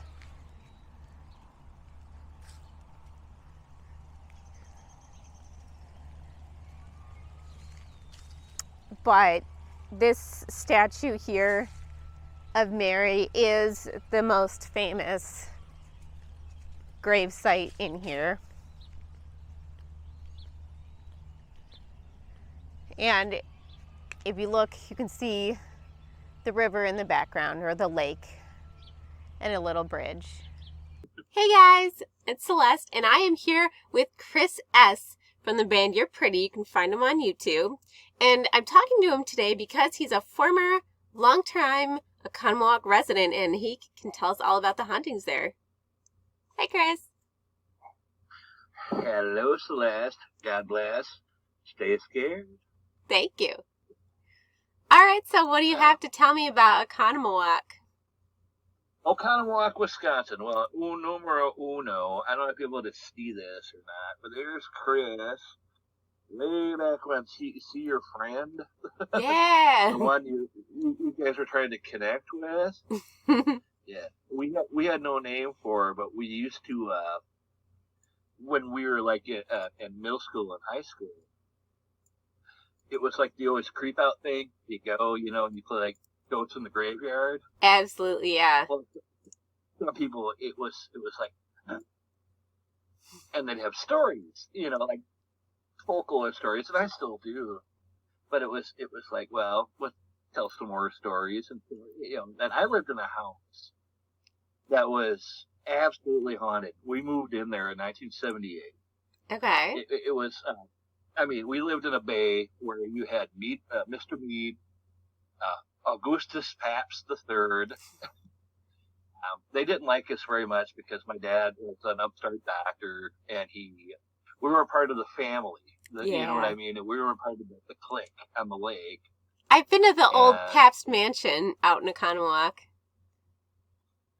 Here's this big 3-story house. I'm like, we move in. The first night we all sit in this room because all the furniture was moving on the 3rd floor. That's no joke. That's for real. You should send me the address, and I'm going to go visit it from the outside. 4205 Buchanan Road. Okay. Oconomowoc, Wisconsin. It's a hidden road. I don't know who lives there, but a lot of people say a lot of people stole their homes because of money and state taxes and stuff. But I lived there for like 20 years. Haunted things. I could go on right now. I'm excited. It's the energy of it and not the darkness. It's like, wow. Yeah, I get so excited hearing about this stuff, especially because you can read like the legends and stuff, and get all the facts or whatever. But if you actually talk to someone who's had experiences, it's so much more interesting to me, like than reading it online or something. Well, it's easier to explain in person because from what you believe. And I've had, I have to admit, I've had anxiety problems. I had, when I was 16, I ended up in a hospital. I don't know why. Something just snapped. I ended up with like severe, and in the 80s, they still think it's witchcraft. Taking, medication for that kind of thing and stuff. Yeah. My dad, he was very wealthy. My mom was very down to earth. You ever see Amityville Horror? Yeah, absolutely. And no matter what it means to anybody, make it fiction. My father became James Brolin. Very mean, very scatterbrained, very angry. It was very, have you ever watched the scene where he's using the axe on the trees? Yeah. It just happened over the years. And I guess I'm trying to make all these years from like 1978 to like 1995. It's like, it sounds so fictitious, but it wasn't. I lived it. I moved out, but my brother lived with it, that mental anguish my dad became. The town, the whole area. I know they had so many secrets.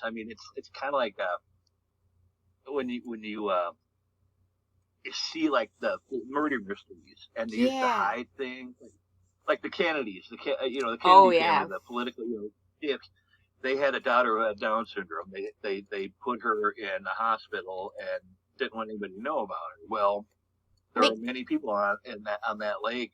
They had money to spend like it was, leaves in the fall. There's a lot of stories about that. It's kind of, you can see it sometimes. You can feel that aura. It's like in that house. Yeah. These people built this thing and the strength, and it's like they don't want you to be. You're not part of the clan. Yeah, I could see that. Yeah, absolutely. And that graveyard. Yes, Lavelle Cemetery. It's beautiful. It's addictive. Be careful. I do want to go back. I'd love to go back with you guys, but be careful because it's very, very, very. Well, I always said that one thing that I speak German. Ich auch, ein bisschen. Yes. Yeah. On the side, my best friend is in heaven in German. Yeah, ich have to. Well, I also said that when I was filming there. I translated. I'm German. So, yeah.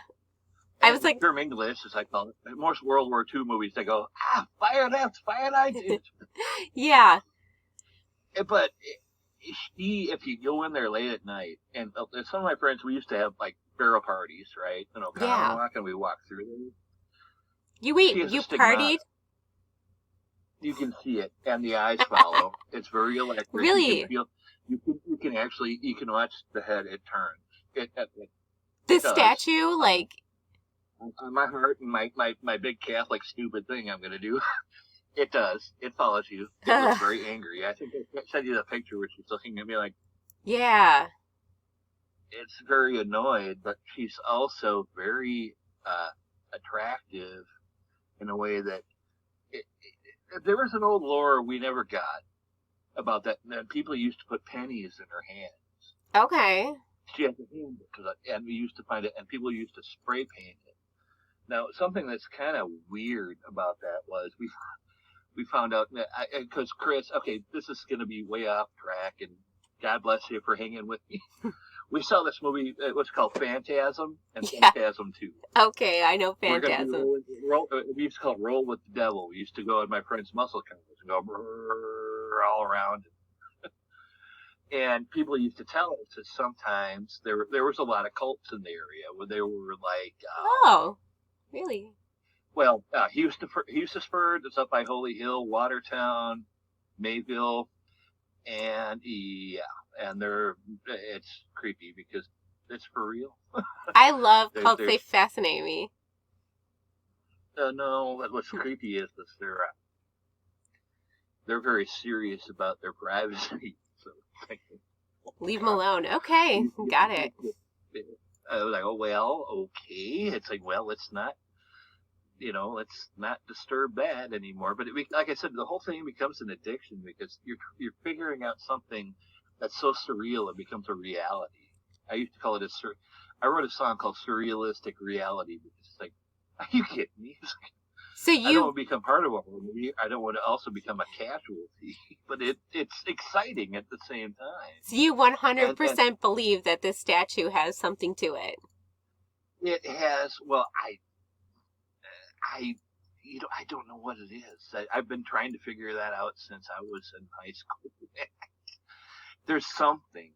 Yeah, it felt so peaceful to me when I was there. Like, I was there during the daytime, and it was beautiful, and it just had a very peaceful aura, but I don't know if that would be different if I was there at night. There's another one that was defiled. They took it down. This was from 1994. Wow. Yeah, someone put marker all over it, and then somebody knocked it down with we don't know how, or somebody knocked it over. It was very beautiful. Also in German, it's the Meine Freunde. My friend, yeah. And it's such, and you can kind of see on the face, it looked very sad. And this was from the graveyard too, but it That's doesn't just stand awful. anymore.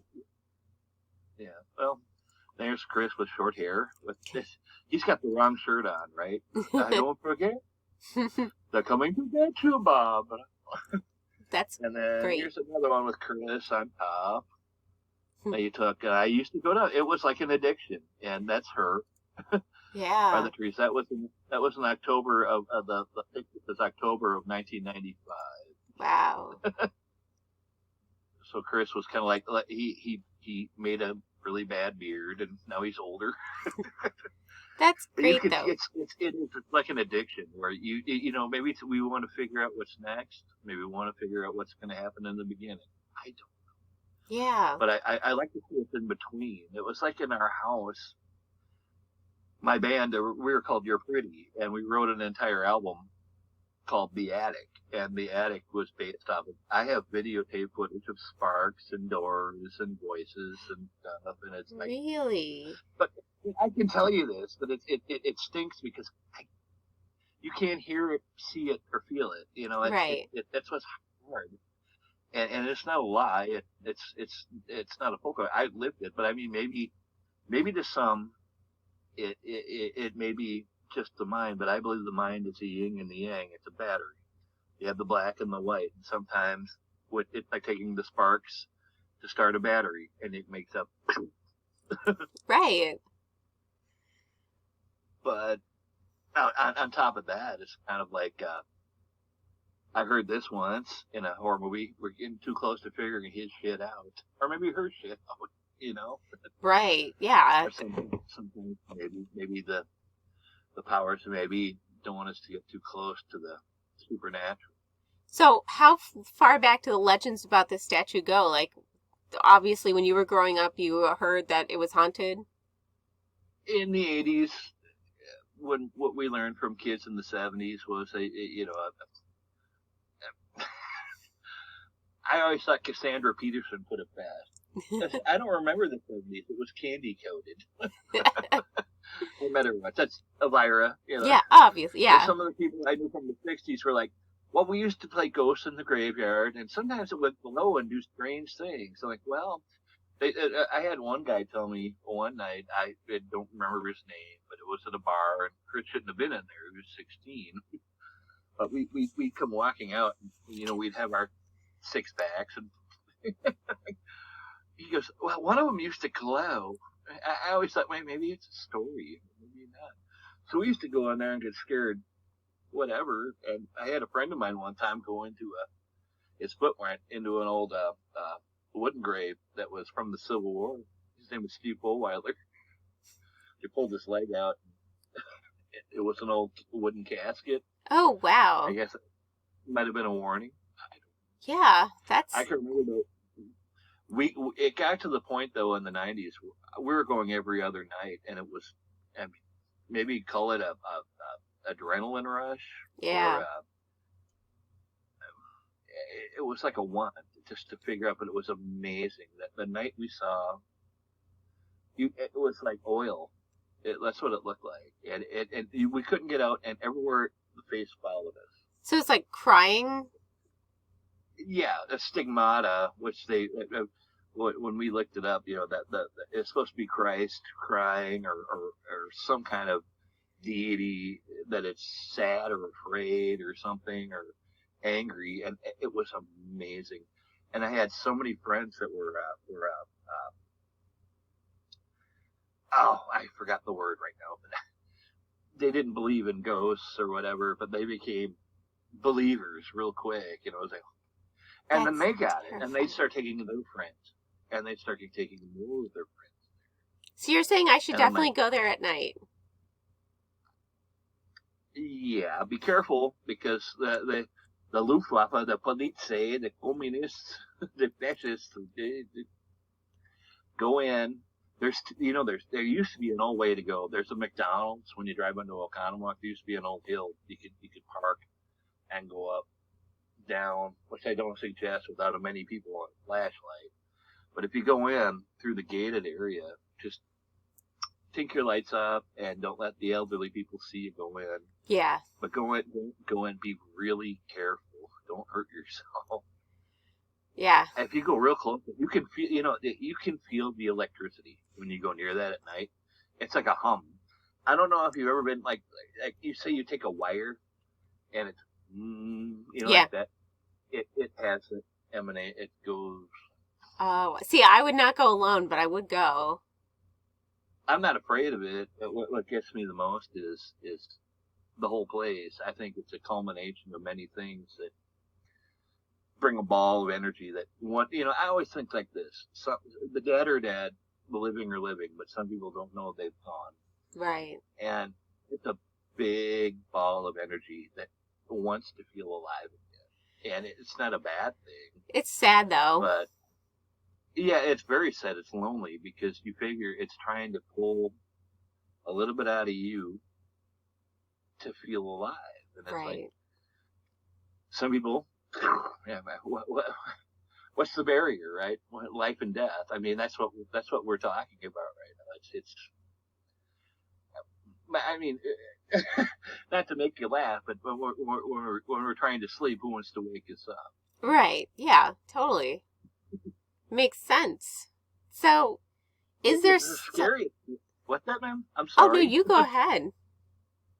I was going to say, the one thing that always got me about the old house and that whole area is that when you have secrets, there's a lot of unrest. And that's what they get. When you have an area like Milwaukee and Chicago, and there are hundreds of thousands of people that want justice, but Yeah.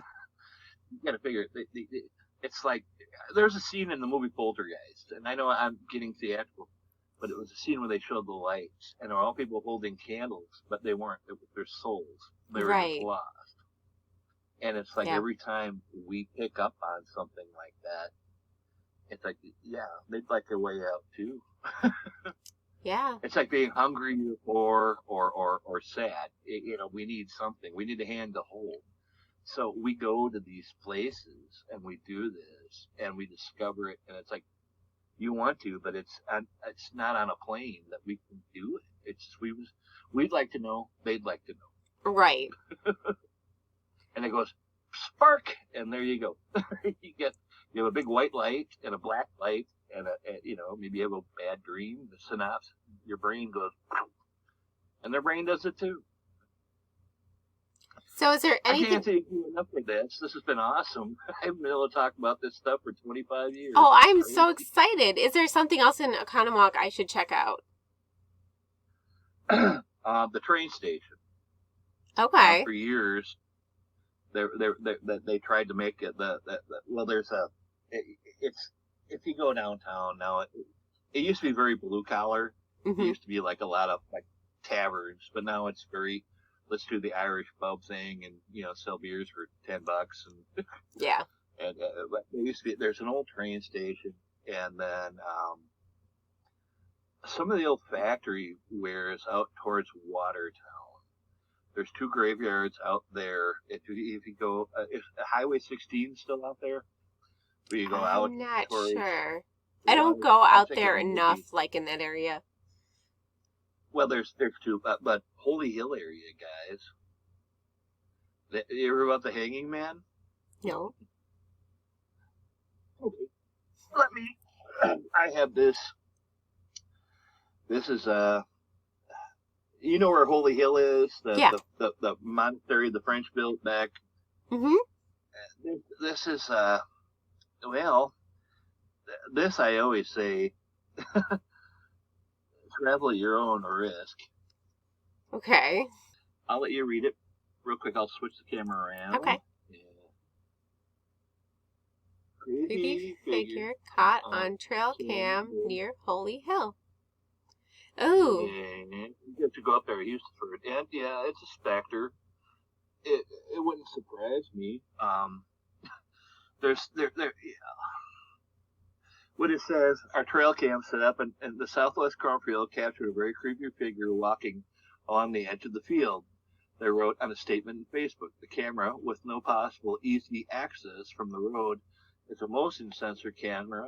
It only takes pictures when something triggers the device, which almost proves the figure must have been moving for the camera. I might have, to be a skeptic, I would have thought it would be a deer, because the deer up there are by the thousands. Oh, yeah. But the figure looks like a tall, thin woman of some sort in a nightgown or dress. The figure is almost as tall as the corn, or isn't that creepy enough? We can make out another small image behind her. It is interesting. Yeah. One person said, someone wearing an old-fashioned dress, a child playing with a paranormal pooch. A dog.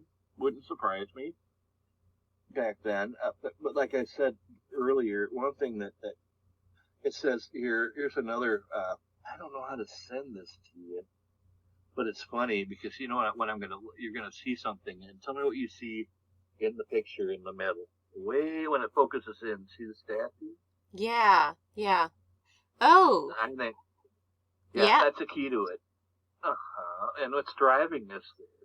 You know what I'm saying? Yeah. There's a key to something.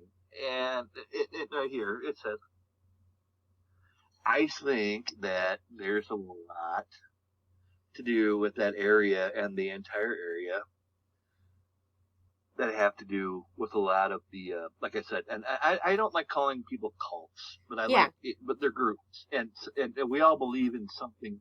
We gain strength, we gain love, but sometimes the hate especially nowadays, hate pulls out of politics and left and right and all that garbage. It's like people have to hang on to something, and I think when they feel something or they cling to something, it becomes stronger than the heart. And the place here. Let me see. I wonder if I can send you this link. Okay. Right? I think I'm so computer unsavvy, but I'll let you go. You take care of yourself. All right. Thank you so much, Chris. It was awesome to talk to you. You two keep doing what you do. You make life a better place, and you make it fun, and you make it scary. That's what life's all about. Thank you. Bye. Bye, Tiger. Keep smiling. Always.